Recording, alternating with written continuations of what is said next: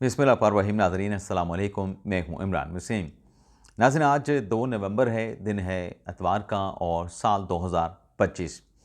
नाज़रीन, प्रोग्राम में सबसे पहले 2 ख़वातीन से जुड़ी बड़ी अहम ख़बरें हैं। इन ख़बरों से अपने वीडियो लॉग का आगाज़ करेंगे और इसके बाद हमारे प्रोग्राम की जो दीगर अहम ख़बरें हैं फिर उनकी डिटेल्स आपकी खिदमत में पेश करेंगे। तो पहली ख़बर नाज़रीन जो ख़ातून रहनुमा से जुड़ी है, वो ख़ातून रहनुमा है पाकिस्तान तहरीक-ए-इंसाफ़ के सोशल मीडिया एक्टिविस्ट। अब आपका सवाल हो सकता है कि ये तो सोशल मीडिया एक्टिविस्ट है, ये ख़ातून सियासी रहनुमा कैसे हो सकती है?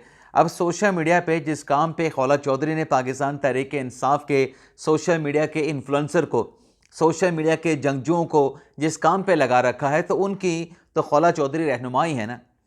अब जो खबर सामने आई है कि खौला चौधरी को और उनके हस्बैंड आरिफ रिंद को, जो कि उम्रे की अदायगी के लिए कहा यह जा रहा है, बताया जा रहा है कि उम्रे की अदायगी के लिए सऊदी अरब जा रहे थे, उन्हें इस्लामाबाद एयरपोर्ट से हिरासत में ले लिया गया।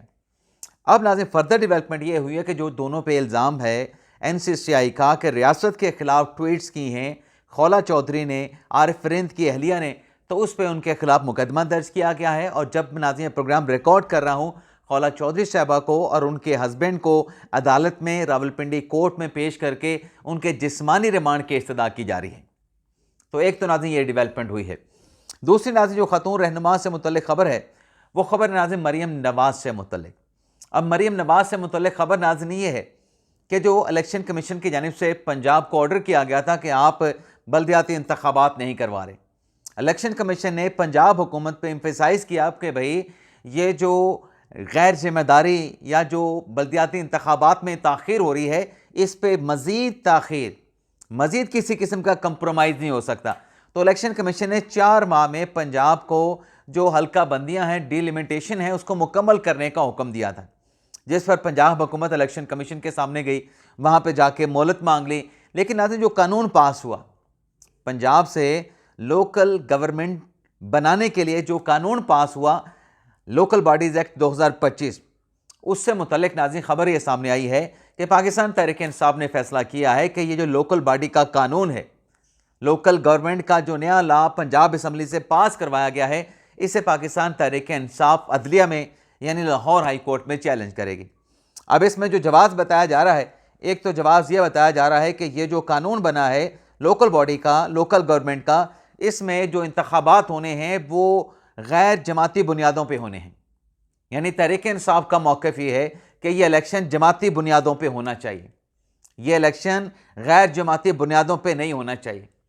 अब नाज़रीन पाकिस्तान तहरीक-ए-इंसाफ़ जब पंजाब में इक़्तिदार में थी, तो तहरीक-ए-इंसाफ़ ने भी पंजाब में लोकल बॉडी इलेक्शन नहीं करवाया था। गो के खैबर पख्तूनख्वा में इलेक्शन हुआ, लेकिन पंजाब में जो हुकूमतें थीं, पहले तो उन हुकूमतों का तख्ता उलट दिया गया, उन हुकूमतों को ख़त्म किया गया, ये कह के कि हम लोकल गवर्नमेंट का नया लॉ ला रहे हैं। बुज़दार साहब 2 साल तक वो कानूनी नहीं बनवा सकें, और फिर सुप्रीम कोर्ट ने जब लोकल गवर्नमेंट को बहाल किया, फिर पंजाब हुकूमत उन लोकल हुकूमतों को बहाल नहीं कर रही थी। अब उस दौरान खान साहब के ख़िलाफ़ अदम एतमाद की तहरीक आ गई, बुज़दार साहब को भी खान साहब ने इस्तीफ़ा लेके घर भेज दिया। तो आप ये अंदाज़ा कर लें कि कितने अरसे से, कई सालों से पंजाब में लोकल गवर्नमेंट का सिस्टम नहीं है। हम बरतानवी निज़ाम हुकूमत की मिसालें देते हैं कि बरतानिया में देखें जी, वहाँ का निज़ाम हुकूमत कितना साफ़ सुथरा है, कितना ट्रांसपेरेंट है, वहाँ पे गवर्नेंस कितनी बेहतर है, वहाँ का पॉलिटिकल जो सिस्टम है वो डिलीवरी कितनी बेहतर कर रहा है। वही निज़ाम पाकिस्तान में राइज है, लेकिन बरतानिया में वो निज़ाम मुकम्मल तौर पे नाफिज किया गया है। हमारे मुल्क में तो सिर्फ मरकज़ी इलेक्शन वफाक का करवा दिया, सूबों का करवा दिया, लोकल गवर्नमेंट के इलेक्शन पे कोई तवज्जो नहीं देता। हालांकि पार्लिमानी निज़ाम हुकूमत की या किसी भी जमहूरी सिस्टम की जो लोकल गवर्नमेंट सिस्टम होता है, जो लोकल गवर्नमेंट्स होती हैं, वो बेस होती है उस जमहूरियत की, बुनियाद होती है। हम जमहूरियत की बुनियाद को तो आगे कंटिन्यू नहीं करते। हम कहते हैं कि MPA बन जाएं, MNA बनवा लें, सदर बन जाए, वज़ीर आज़म बन जाए, भाई काउंसलर क्यों नहीं बनवाते? मैं इसलिए इसको जमहूरियत की बुनियाद कह रहा हूँ कि इस लोकल बॉडी सिस्टम के ज़रिए गली महलों से जो काउंसलर मुंतखब होते हैं, आगे चल के वो अपने शहरों को लीड करते हैं, अपने डिस्ट्रिक्ट को लीड करते हैं, अपने डिवीजन को लीड करते हैं नीचे से। यानी आप यूं कह लें कि नई जो पॉलिटिकल लीडरशिप है वो सामने आती है। लोगों को नए नए चेहरे मिलते हैं कि ये बेहतर डिलीवर कर सकता है। तुर्की के तैयब एर्दोगान कहाँ से आए थे? लोकल गवर्नमेंट सिस्टम से आए थे।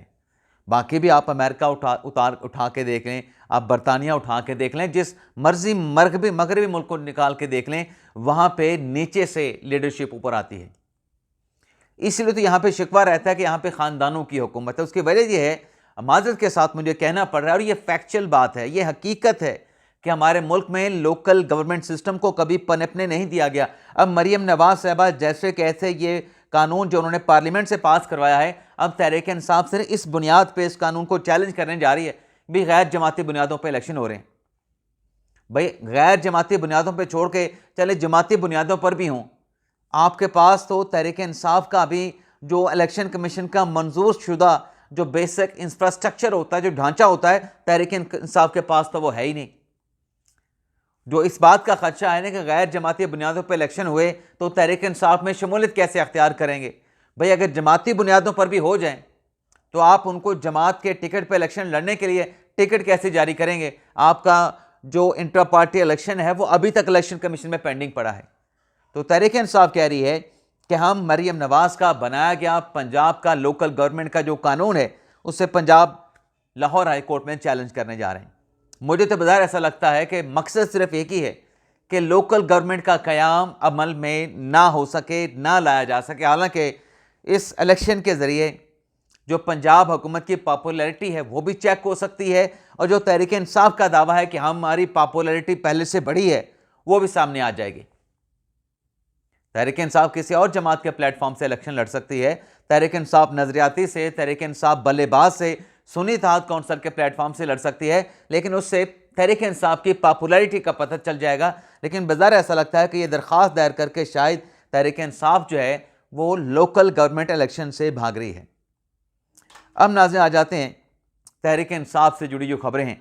सबसे पहले तो नाज़रीन जो फवाद चौधरी साहब और ऐसे तहरीक इंसाफ की वो क़यादत जो छोड़ गई थी 9 मई के बाद, तहरीक इंसाफ का साथ छोड़ गई थी, अब वो लोग दोबारा से मुतहरिक हुए हैं और वो इमरान खान साहब की रिहाई की तहरीक चलाना चाहते हैं। और तहरीक के लिए उन्होंने पहला कदम शाह महमूद कुरैशी के साथ मुलाकात करके उठाया है। और इन PTI के साबिक रहनुमाओं का कहना है कि ये जो इस वक्त मुज़ाहमत की सियासत चल रही है या जो एक कन्फ्रंट्रेशन चल रही है ये ऐसे ख़त्म नहीं होगी। एक एक कदम सबको पीछे हटना पड़ेगा, तहरीक इंसाफ को भी पीछे हटना पड़ेगा, तहरीक इंसाफ की क़यादत को दर्जा हरारत नीचे लाना पड़ेगा, फिर खान साहब के मसाइल, खान साहब की रिहाई का रास्ता निकल सकता है। अच्छा, मैंने दोपहर के ब्लॉग में बात की कि खान साहब अगर डील पे आते हैं तो डील के ज़रिए खान साहब की रिहाई हो सकती है। तो मुझे किसी दोस्त ने कमेंट बॉक्स में सवाल पूछा, तो फिर आप यह कह रहे हैं कि अदालतें कंप्रोमाइज़ हैं। मैंने ये नहीं कहा था नाज़रीन। होता यह है कि जो इस नौयत के केसेस होते हैं, जब हुकूमत में और जिसके खिलाफ केस होता है वो अगर आपस में कंप्रोमाइज़ कर लें, भाई यार इस केस से इसकी जान छुड़ानी है, तो प्रोसिक्यूशन तो हमेशा सरकार होती है, मुकदमा बनाने वाली हमेशा सरकार होती है। अगर अदालत में खान साहब का पैचअप हुकूमत के साथ हो जाए, डील हो जाए, फ़र्ज़ कर लें नहीं होती जी पहले तो, लेकिन अगर हो जाए तो फिर क्या होगा? फिर ये होगा कि खान साहब के वकला बड़े दबंग किस्म के दलाइल देंगे और उनके दबंग दलाइल के सामने के खान साहब के खिलाफ सियासी केस है, सियासी इंतकाम का निशाना बनाया गया है, कोई सबूत नहीं है, तो जो दूसरी साइड पे नैब के वकील होंगे या फिर FIA के वकील होंगे वो बड़े बेढंगे किस्म के बग़ैर तैयारी के दलाइल देंगे। वो जी हमने तो ये कर दिया था, हमने तो ये सोचा था, ये नहीं हो सका, वो नहीं हो सका। तो जब दूसरी तरफ अपना केस लड़ने वाले, जिनका केस है नैब का केस हो, अगर FIA का केस हो, वो अगर अपना केस लड़ने के लिए सरकार तैयार नहीं होगी तो फिर खान साहब तो रिहा हो जाएंगे। फिर अदालतों को तो अल्टीमेटली जब दलाइल देने वाले कमज़ोर पड़ जाएंगे तो फिर अदालत क्या कर लेगी? मैंने ये बात की थी। अब जो फवाद चौधरी साहब बात कर रहे हैं, फवाद चौधरी साहब की बात पे जैसे मैंने कल रात के ब्लॉग में कहा था कि अब लोग जो हैं फवाद चौधरी साहब को, उनके साथ असद उमर साहब को, जिस तरीके से तहरीक इंसाफ के यूट्यूबर जो इंसाफी सोशल मीडिया एक्टिविस्ट हैं, वो इन लोगों को क्रिटिसाइज़ नहीं करेंगे क्योंकि इनके साथ भी बड़े अच्छे रस्म रवाज हैं, बड़े अच्छे ताल्लुकात हैं, उठना बैठना है फवाद चौधरी के साथ, बाकी लोगों के साथ।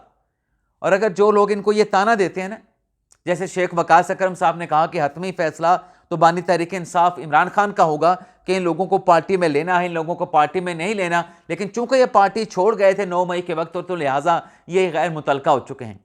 मेरे ख्याल से खान साहब को इन लोगों का फैसला कर देना चाहिए। भाई आप उनको पार्टी में लेने के लिए तैयार हैं या पार्टी में लेने के लिए तैयार नहीं है। ये मखमसा जो है, ये जो एक ग्रे एरिया है, इसका खत्मा होना चाहिए। और साथ में शेख वकास अकरम साहब कहते हैं कि फवाद चौधरी तो गैर मुतलका, ये तो पार्टी को छोड़ गए थे। अब नाज़रीन यहां पर भी दो आरा हैं। ये जितनी भी पाकिस्तान तहरीक इंसाफ की क़यादत है जो रोपोश है, शेख वकास अकरम साहब भी रोपोश है ना, मंजर आम पे नहीं है, आपको नजर नहीं आएंगे।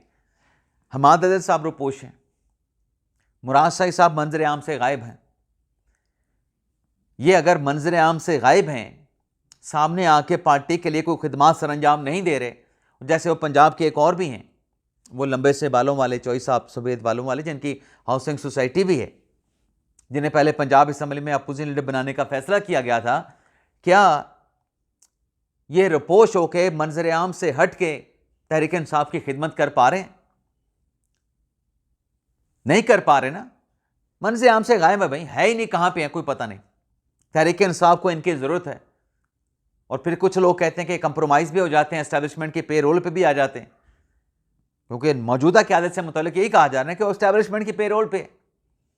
बैरिस्टर गौर को भी ऐसे टारगेट किया जाता है, कहीं ना कहीं छोटा मोटा सलमान अकमराजा साहब को भी, अली अमीन गंडापुर को तो बहुत ज़्यादा टारगेट किया गया। लेकिन ये सारी बहस इन तमाम इल्ज़ामात से हट के फवाद चौधरी साहब या इस तरह के जो बाकी लोग थे, जैसे इमरान इस्माइल हैं, अली जैदी हैं या असद उमर साहब हैं, पार्टी छोड़ गए थे। कोई ड्यूल फेस उन्होंने नहीं रखा था। उन्होंने बता दिया था कि भाई इन हालात में हमारे लिए आपके साथ रहना या आपके साथ चलना मुश्किल है, हमारे लिए मसाइल पैदा हो रहे हैं, तो हमारी वजह से पार्टी के लिए मसाइल पैदा ना हो, तो साइड पे हो गए थे। अब वो थोड़ा सा कंफर्ट जोन में आए हैं। 9 मई के बाद वो नहीं थे कंफर्ट जोन में।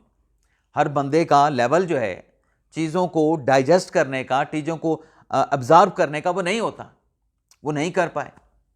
लेकिन शायद खान साहब से उनकी वाबस्तगी जो उनके साथ ठहरे उनसे ज़्यादा हो, मोहब्बत भी उनसे ज़्यादा हो।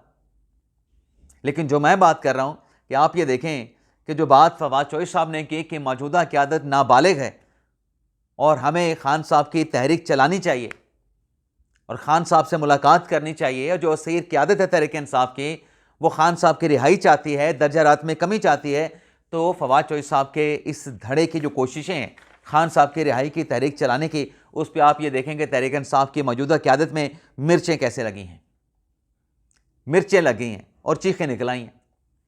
सोहेल अफरीदी साहब की बात भी कर लें, उनके मुतल्लिक भी खबरें आपके साथ शेयर कर लें। करोड़ों रुपए दिया बार को कि बार कौंसिल इलेक्शन जीत जाएं, तहरीक इंसाफ बार कौंसिल का इलेक्शन जीत जाए, Hamid Khan group bar council का इलेक्शन जीत जाए। लेकिन क्या नतीजा निकला नाज़रीन? वो करोड़ों रुपए देकर भी आप मतलूबा नताइज हासिल नहीं कर सके, मतलूबा कामयाबी हासिल नहीं कर सके। तो वो करोड़ों रुपए तो निकल गए ना, ख़जाने से तो निकल गए। कुछ हमारे साथियों का एतराज़ था कि जो सरफराज बुगटी साहब कोयटा से आए हैं, उन्होंने सुप्रीम कोर्ट बार को 10 करोड़ का फ़ंड क्यों दिया है, बहुत उन्होंने ववेला किया। अब यहाँ पर जो करोड़ों रुपए सोहेल अफरीदी साहब ने खर्च किए हैं बार कौंसिल में हामिद खान ग्रुप की कामयाबी के लिए, उस पर उन्होंने एक लफ्ज़ तक नहीं कहा। तो ये मुनाफिकाना सहाफ़त होती है, बददियानती होती है सहाफ़त के शोबे के साथ। अब सोहेल अफरीदी साहब, उनके जो तर्जुमान हैं, मुझे ऐसा लगता है कि उन्होंने बारूदी सुरंग पे पाँव रख दिया है। कैसे बारूदी सुरंग पे पाँव रख दिया है? जो प्रेस कॉन्फ्रेंस आज उनके जो तर्जुमान हैं, जिन्हें special assistant to chief minister बनाया गया है, जनाब क्या नाम है उनका, शफ़ी जान, मेरे ख्याल शफ़ी जान ही उनका नाम है, अगर नाम मैं गलत नहीं दे रहा तो आप मेरी भी और अपनी भी, मतलब मेरे विलाव की भी तस्दीक कर दीजिएगा। तो शफ़ी जान साहब ने जो स्टेटमेंट दिया है, अब ज़ाहिर सी बात है वो जो भी बयान देंगे वो बयान गिना जाएगा सोहेल अफरीदी साहब का। अब वो ये कह रहे हैं कि जो अख्तियार वली साहब हैं, दरअसल वो गैर कानूनी ओहदा लेके बैठे हैं, प्राइम मिनिस्टर ने उनको गैर कानूनी ओहदा दिया है और उन्होंने ऐलान किया है कि सूबाई हुकूमत 9 मई पर जो रेडियो पाकिस्तान की बिल्डिंग में आग लगी थी उसकी हम तहकीकात कराएंगे। भाई ये सूबे का सब्जेक्ट तो है नहीं, इतलात व नशरियात तो वफाक का सब्जेक्ट है, आप कैसे तहकीकात करा सकते हैं? ये तो ऐसे ही है कि आप किसी दूसरे के काम में मुदाखलत करने जा रहे हैं। और जब दूसरे के काम में आप मदाखलत करेंगे, टांग अड़ाएंगे, तो फिर मदाखलत करने पे, टांग अड़ाने पे उसके टूटने का डर भी होगा, खदशा भी होगा। जब आप दूसरे के नाक में कुछ छेड़छाड़ करने की कोशिश करेंगे तो सामने वाले का रिएक्शन भी आ जाएगा। ये तो नहीं होगा कि सामने वाले का रिएक्शन ना आए। और दूसरा नाज़रीन, वो ये कहते हैं कि एक पैगाम दिया गया किसी एक शख्सियत की तरफ से, ये कह के कि खान साहब के साथ मुलाकात नहीं होगी ऐसे की तैसे। अब इनका इशारा मुनीफ फ़ारूक की तरफ था, शफ़ी जान का इशारा मुनीफ फ़ारूक की तरफ था। अब ये मुनीफ फ़ारूक साहब ने अपना थंबनेल बनाया था। भाई थंबनेल तो किसी का पर्सनल हो सकता है, किसी इदारे का इसके साथ क्या ताल्लुक़ है। अब आप मुनीफ फ़ारूक के थंबनेल को जवाब बना के आप इदारे को टारगेट करेंगे तो आपका फ़ायदा नहीं, आपका उल्टा नुकसान ही होगा। आपको इसका कोई बेनिफिट नहीं, आप उल्टा इसके कॉन्सिक्वेंस फेस करेंगे। इजाज़त चाहते हैं नाज़रीन, अल्लाह हाफ़िज़।